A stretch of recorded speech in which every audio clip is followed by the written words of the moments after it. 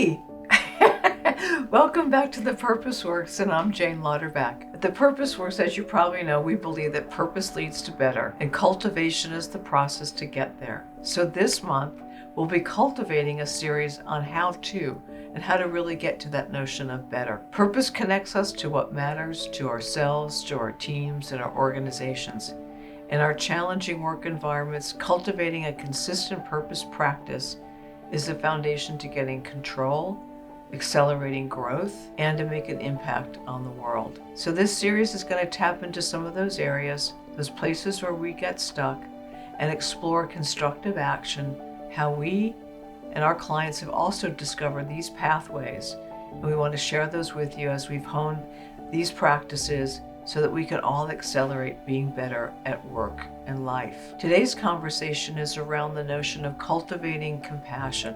Compassion still remains an awkward word when we apply it to work. In pre-pandemic times, compassion would be considered too soft, lacking a competitive edge, and would not fit into the preconceived, hard-driving force required to reel in disruptive, scalable change. But what's been interesting for us over the past months, and even over the past few weeks, we continue to be even more exhausted, and perhaps it's because the line of when this all is going to be over keeps moving and there really is no destination.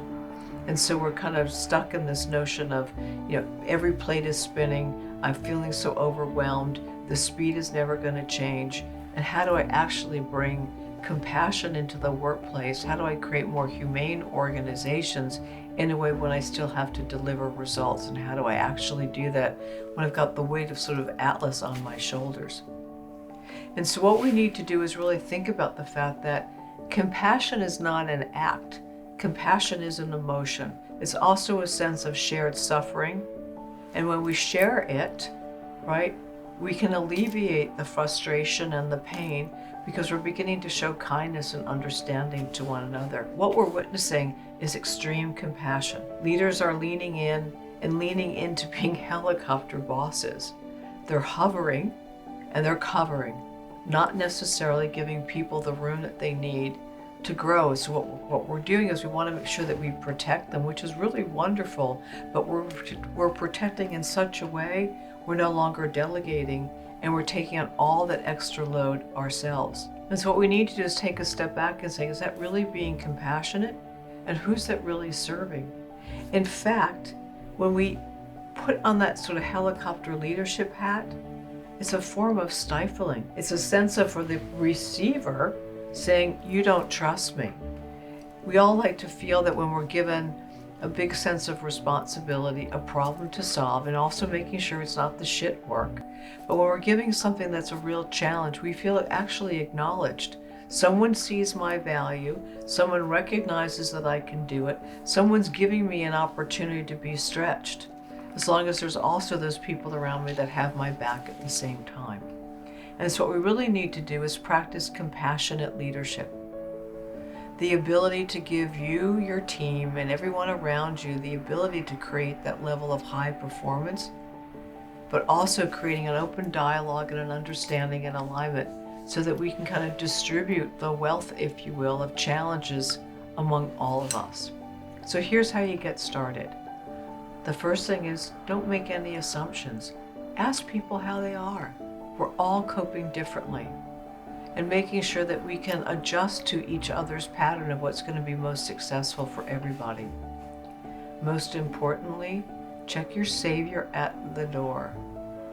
Give people the opportunity to be stretched too. Think about it as reciprocal problem solving, shared responsibility. And in fact, if you did a good job by hiring the right team, you've got everything you need right in front of you. They just want to be asked. Clarity. I always think clarity is kind.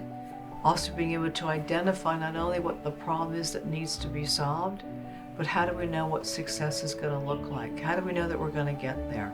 At the same time, stay close and give room. Be there to guide and guide with understanding, but also give people the room that they need.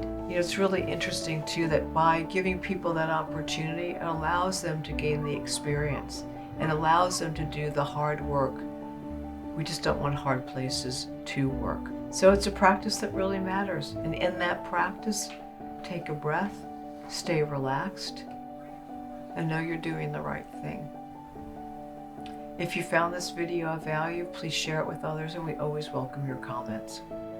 Thank you.